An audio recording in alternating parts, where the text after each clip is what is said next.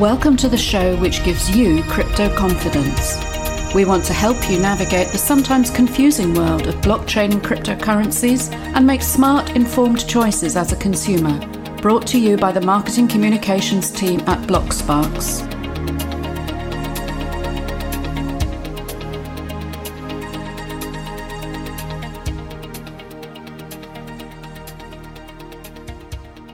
Hello everyone, episode 3 here of the Crypto Confidence podcast. Thank you so much for the lovely feedback we've received so far and our very first reviews and ratings too. It means a whole lot, not just to me, but to the BlockSparks team I'm working with, whose hard work and planning are all going into making this podcast happen. Thank you for the validation and support. And for keeping us real. I loved the comment from Elise in our brand new Telegram group. Please see the show notes for details of how to sign up and join the conversation there. I'd said in episode 2 that if you could make your own website, you probably didn't need this podcast. But Elise reminded me that the whole point of what I was saying was that we all have things to learn from each other. We might be experts in our own niches, but no one knows it all. And that was such a great reminder, as it's easy to get overwhelmed sometimes by the sheer vision and competence of some of the people we're privileged to work with in this industry. But we mustn't lose sight of the breadth as well as the depth of knowledge and experience that's out there. And we keep trying to find connections and join the dots and learn every day. So that will help us all keep increasing our crypto confidence. But sometimes it means realizing some home truths up front. And today we're going to look at something you really need to understand. Something really important about how cryptocurrencies and the associated accounts and wallets we use with them differ fundamentally from any other financial product or service you may have used. We also have a new section coming up at the end where we're going to define one key term each week, so you can build your very own crypto dictionary to cut out and keep in a virtual sense. We'll put it in the show notes too, so don't worry. First though, you need to know about how that heartless old blockchain doesn't care about you, not one little bit. Your bank cares about you, right? I mean, they have real people there looking after your money. We believe that. Well, this is a very UK-centric memory around the turn of the millennium when the Halifax Building Society launched a new Staff as the Stars campaign, which propelled a grinning young chap called Howard to national treasure status overnight as he sang about all the extras he and his colleagues were going to bestow on their fortunate customers. I think he basically got more famous than the adverts he was appearing in. Eventually, he was in an Office Christmas special with Ricky Gervais. And I believe he even had a waxwork in Madame Tussauds at one point. So surely there's no finer definition for becoming a fixture of UK popular culture. This is the guy who works at your bank and looks after your money. I don't know if he still has the waxwork, but he's got a Wikipedia page. But I think it was a more innocent time then, financially and in other ways, before the crisis 10 years ago. The way financial products and services were marketed to us was less regulated for sure, and we had adverts for things like payday loans blasted throughout every daytime TV ad break, all with the smiling reassurance of friendly faces, often celebrities we knew and had maybe once respected. In our post-crisis era, combined with the greater scrutiny of their every move by social media, many more brands shy away from this kind of endorsement nowadays, when authority appears to be measured in numbers of social media followers anyway, rather than any perceived knowledge of the product or industry itself. Goodness knows the crypto world has seen its share of dodgy endorsements from the most unlikely sources. We should probably take a good long look at that at some point in another episode. But surely it's not as if anyone believes that Floyd Merriweather or Paris Hilton are the actual people behind the crypto asset who'll be running the project or building the blockchain. No, it's old school financial traditional institutions like banks which want to reassure you that you're a valued customer of a specific team, even if the days of a known individual bank manager you could talk to in a branch are increasingly long gone.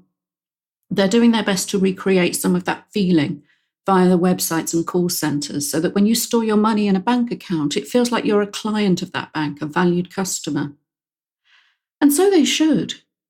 Even if you benefit from free banking, the bank makes money providing that service to you by charging you for privileges like overdrafts and credit cards, and of course by lending the money you bank with them on the global markets. You generally only get the privilege of using their services fee-free provided you have a salary or a pension or sufficient minimum regular income paid into the account in order to fund these activities of theirs. And once again, the people who can least afford it are the ones most likely to pay charges, even if they never overdraw by 1 cent. It isn't about risk because those with the lowest or least reliable incomes probably don't have access to any overdraft or stable line of credit anyway. The banks don't need that kind of exposure and they carefully avoid it these days. So those who need it most urgently generally have to rely on far more expensive and exploitative forms of lending. Although the crypto space is starting to offer some great alternative solutions, we must definitely do an episode exploring crypto lending and crypto collateralization very soon. But back to your regular bank. When you set up your account with them, you'll remember you had to pass ID checks and a know your customer process. Or you may have had to do this in the past few years for an account held more long term. In order to prevent money laundering and the funding of terrorist activities, banks want you to prove exactly who you are. So you need to trust your bank with details of your ID, usually a high-resolution image, before they'll issue you with tools like debit and credit cards. And as part of their service to you, they'll keep that ID secure against future need. And nowadays, that ID includes varying combinations of uniquely identifiable biometric markers as well, from fingerprints to voice prints to even iris scans in some cases. It sounds really science fiction, but it's happening. This can feel really intrusive, but it's about proving exactly who you are and that you have a right to access those accounts. There are lots of different approaches, but one 3-factor model you hear about now requires a combination of something you know, something you have, and something you are for major transactions. So that might be a combination of a password with a card reader and a voice recognition print, or a signature, or some combination of 2 out of the 3 of them.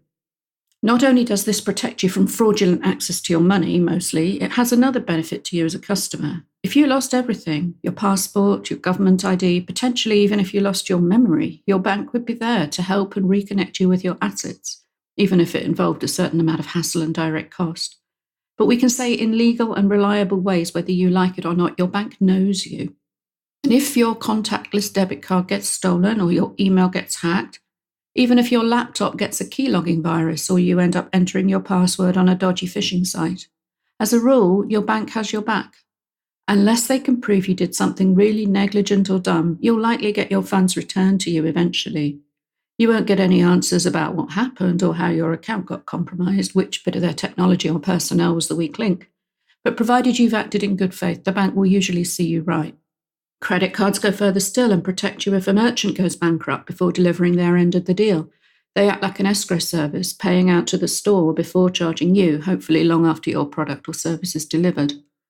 Any major expense is worth doing via this route for that reason alone, and you hopefully won't pay any more for the privilege of this protection if you pay down your balance each month.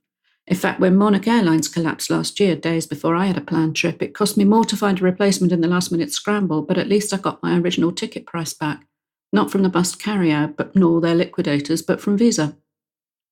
And ultimately, if the bank itself fails, there are protection schemes covering you in most parts of the world. In Europe, the Bank Deposit Guarantee Scheme protects up to 100,000 euros of your savings. Reassuring if you're aware that under fractional reserve banking rules, the banks themselves are only required to hang on to a scant few percent of your money on deposit at any given time. So yay for banks, they're awesome, safe and protected places to keep your money. Are you sure you tuned into the right show? Crypto confidence is not about dissing the banks, but let's shine a light on the cost of this protection, because of course there is a trade-off.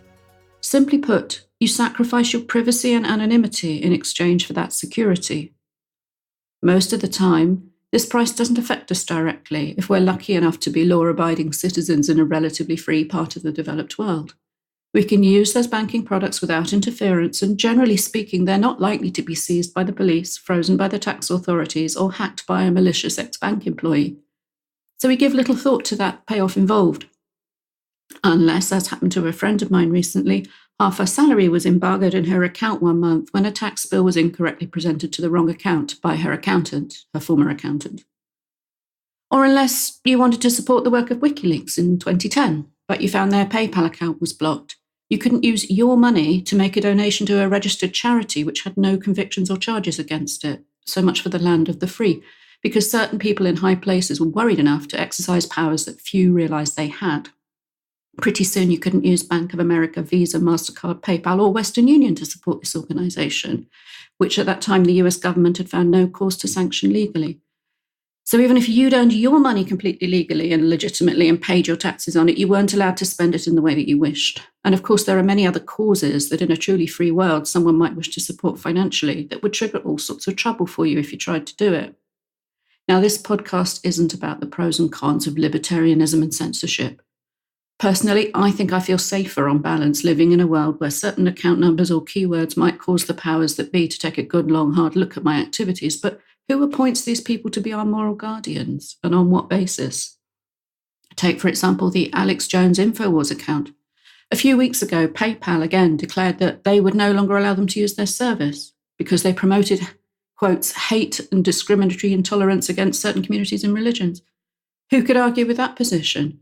However, PayPal was quite happy to process their payments for many years before bowing to public opinion and trading political capital for their commission fees just last month. So yes, I want to see Alex Jones deplatformed personally.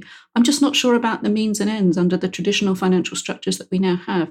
Who makes this decision and to whom are they accountable? Blockchain is going to bring the world more transparency. But for now, anyway, what you need to understand is when you invest in using crypto assets is completely different. No one is going to censor you, judge you, block your account or freeze your assets. You are free to send cryptocurrency to your favorite terrorist organization, to your best friend, or to an incorrect address from which it can never be retrieved. It's all up to you. Whilst Bitcoin and many other tokens are not specifically designed for private transactions, in the way that particular privacy coins are, and could theoretically be reverse engineered to an end user, nothing actually connects any one person with any particular private key.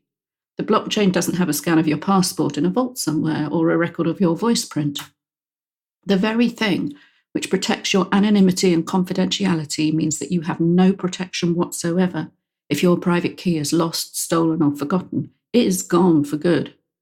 If you send Bitcoin to an Ethereum address, you've effectively burned it. If you die without securely transmitting your private keys to your heirs, they're lost forever. You're not a valued customer of the blockchain. It won't invite you into a nice high street storefront to talk to an advisor. It won't sing Tom Jones cover songs to you in an advert. It won't give you a free pen or a mince pie.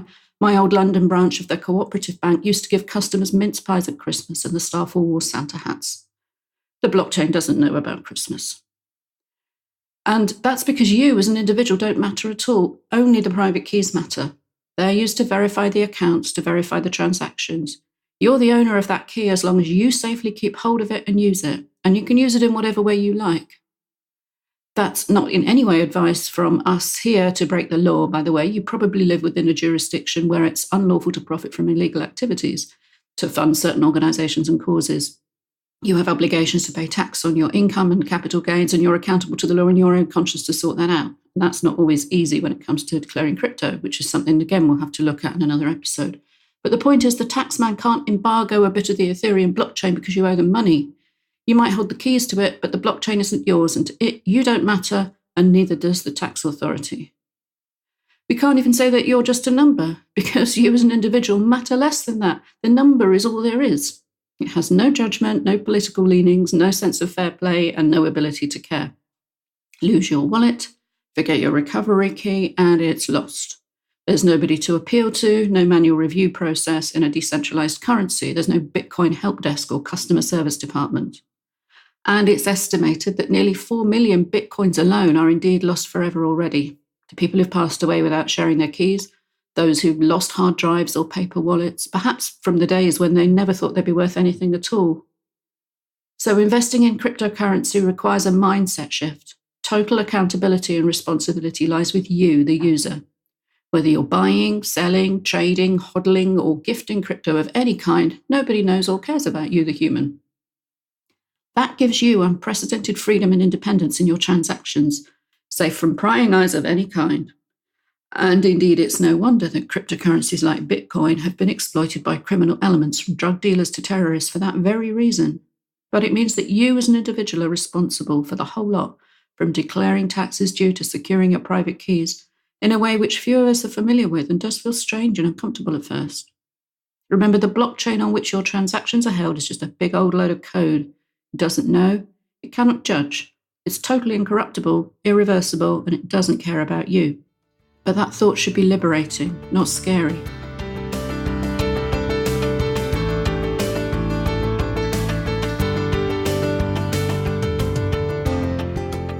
A is for altcoin. Alt in this context stands for alternative, and therefore altcoin refers to alternative cryptocurrencies. As you know, Bitcoin was the first and continues to hold the greatest market share. But if you look at coinmarketcap.com today, you'll see there are today, in fact, 1,999 different cryptocurrencies and tokens listed with them with daily trading volumes. That means by the time you listen to this, it will definitely have passed 2,000 because more coins and projects are launched every day. Now, some of these new coins were created using similar consensus mechanisms and processes to Bitcoin. Others are completely different blockchains, different approaches. Many were created to solve what were seen as specific problems with Bitcoin by certain communities, such as the transaction speed or the block size or privacy and so on. You'll see on CoinMarketCap that some of these tokens and coins do have significant volumes, and many people would argue that the term altcoin doesn't really apply to long-established and relatively stable currencies like Ethereum, Litecoin, and Ripple, whilst others regard anything other than the true Bitcoin as strictly alternative and inferior. Certainly within the 2,000 or so alts you can buy and sell today on different exchanges if you so choose, there's a huge range of quality, use case, significance, and volume. Some have rightly earned another derogatory name which rhymes with Bitcoin but could cost us our clean rating in the App Store if I were to mention it. So just be careful, you can lose a lot of money in alts. As always, do your own research. Perhaps something we presently regard as an altcoin will one day be the global reserve cryptocurrency. We don't have a crystal ball. Understanding the history of the coin you're curious about, the rationale for its creation, is a good starting point. Why did the originators feel a need to develop it? What was the unmet need or the itch to be scratched? Keep learning, keep safe, and have fun as you explore the many coins and tokens on offer out there in altcoin world.